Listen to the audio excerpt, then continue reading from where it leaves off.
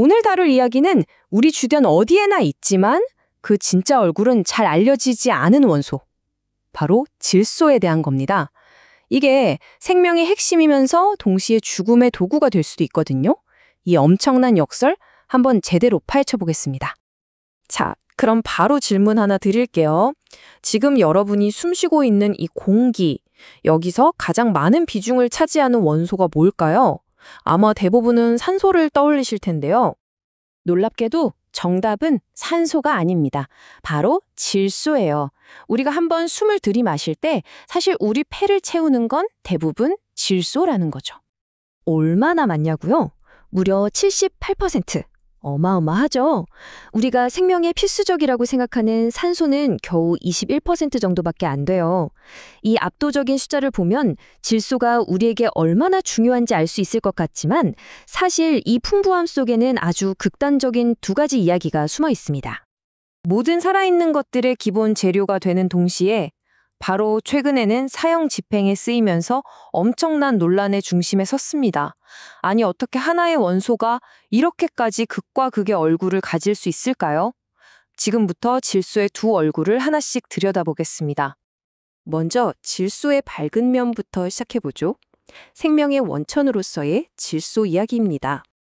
질소는요, 우리 몸을 만드는 단백질, 그리고 우리의 모든 유전 정보를 담고 있는 DNA와 RNA의 핵심 재료입니다. 그러니까 말 그대로 질소가 없으면 생명체 자체가 존재할 수가 없는 거예요. 식물이 자라는데도 꼭 필요하니까 결국 우리가 먹는 모든 음식의 근원이기도 하고요. 근데 여기서 정말 재미있는 게 있어요. 공기 중에 질소가 그렇게나 많은데 사실 대부분의 생명체한테는 이게 그림의 떡이라는 겁니다.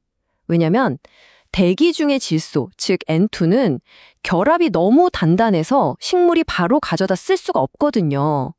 식물이 흡수하려면 암모니아나 질산염 같은 좀 더 쓰기 편한 형태로 바뀌어야만 해요. 이 과정을 질소 고정이라고 부릅니다.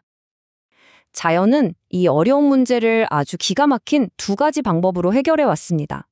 첫 번째는 땅속에 사는 아주 작은 미생물들이 공기 중 질소를 식물이 쓸 수 있는 형태로 바꿔주는 거고요. 두 번째는 바로 번개입니다. 번개가 쾅 하고 칠 때 나오는 그 어마어마한 에너지로 질소의 단단한 결합을 끊어버리는 거죠.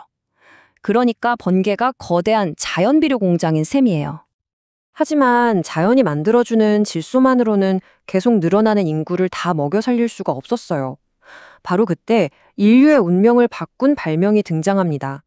독일의 과학자 프리츠 하버가 공기 중의 질소로 암모니아를 대량 생산하는 방법을 찾아낸 거죠.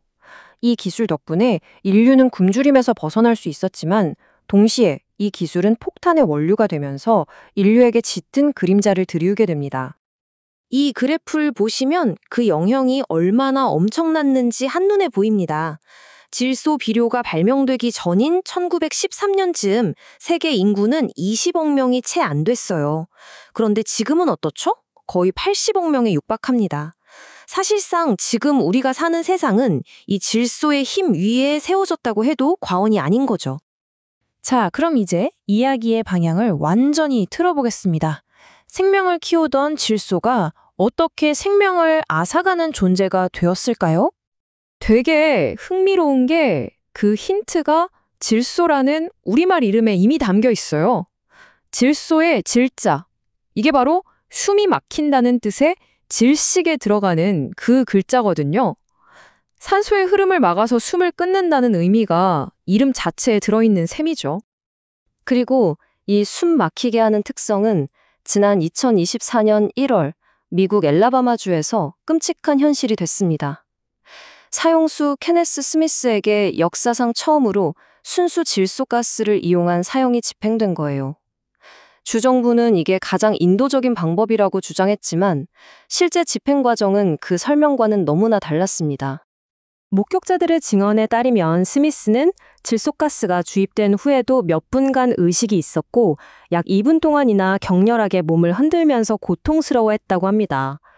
이게 과연 고통 없는 방식이 맞냐? 이건 사실상 생체 실험 아니냐는 엄청난 비판을 불러일으켰죠.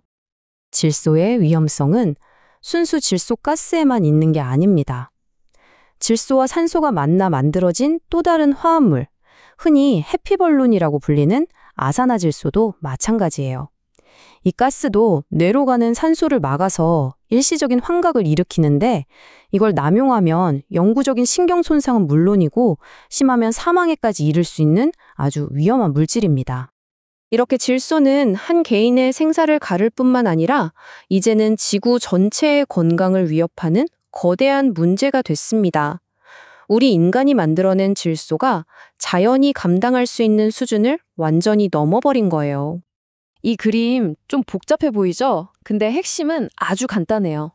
왼쪽이 자연의 순환이라면 가운데 있는 농업, 산업, 교통 같은 인간의 활동으로 뿜어져 나오는 질소의 양이 자연의 순환을 그냥 압도해버리고 있다는 겁니다. 우리가 만든 질소가 지구 시스템 전체를 흔들고 있는 거죠. 그래서 핵심은 바로 이 숫자입니다. 과학자들이 계산해보니 지구가 감당할 수 있는 질소의 안전 한계치는 1년에 6,200만 톤 정도인데 지금 우리가 배출하는 양은 그 3배가 넘는 1억 9천만 톤에 달합니다. 이미 위험 수위를 아주 한참 넘어선 거죠. 그 끔찍한 결과 중 하나가 바로 데드존, 즉 죽음의 바다입니다. 과정은 이렇습니다. 농경지에서 쓰고 남은 질소 비료가 강과 바다로 흘러 들어가요. 그럼 이걸 영양분 삼아서 녹조 같은 조류가 미친 듯이 번식하죠.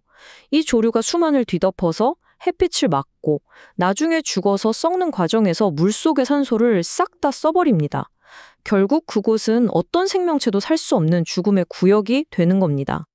근데 문제가 여기서 끝이 아니에요. 땅에 남은 과도한 질소를 처리하는 일부 미생물들이 아산화질소라는 가스를 만들어내는데 이게 이산화탄소보다 온실효과가 무려 300배나 더 강력한 기체입니다. 인류를 먹여 살린 비료가 역설적으로 지구온난화를 가속하는 주범 중 하나가 된 셈이죠. 이렇게 복잡하게 얽혀버린 질소의 역설, 우리는 이걸 어떻게 관리해야 할까요? 그런 방법이 없는 걸까요? 다행히 과학자들은 여러 가지 해결책을 찾고 있습니다. 이 문제를 풀려면 보시는 것처럼 정말 다각적인 접근이 필요합니다. 드론 같은 첨단 기술로 꼭 필요한 만큼만 비료를 뿌리는 스마트 농업을 하고 오염을 줄이면 돈을 버는 시장 원리를 도입하고 우리 식단에서 육류 소비를 줄이고 그리고 마지막으로 국제사회가 힘을 합쳐서 질소 문제를 함께 관리해야 하는 거죠. 이 모든 게 톱니바퀴처럼 맞물려 돌아가야만 합니다. 인류는 공기 속의 질소를 꺼내서 빵으로 바꾸는 정말 위대한 일을 해냈습니다. 하지만 그 대가로 우리는 지구의 균형을 깨뜨렸고 이제 그 엄청난 책임과 마주하게 됐습니다. 과연 우리는 이 강력한 힘을 제대로 통제하고 생명과 죽음의 경계에 서 있는 이 질소의 균형을 다시 되찾을 수 있을까요? 이 질문에 대한 답은 결국 우리 모두의 손에 달려 있습니다.